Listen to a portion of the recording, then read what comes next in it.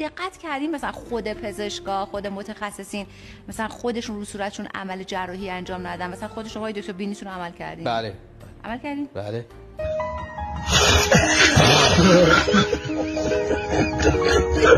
بفرمایید که میزان تحصیلاتتون؟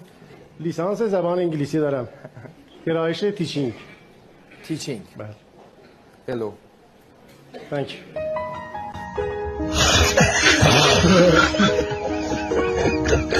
علی آقا پیج من توی که مصاحبه هاش میگه چند تا پاس گل من دارم به علی دایی. نذار جلو. واقعا پاس گل یادت هست این همه گل؟ نه این که این فکر کردم که اصلا نه خدا وکیلی شاید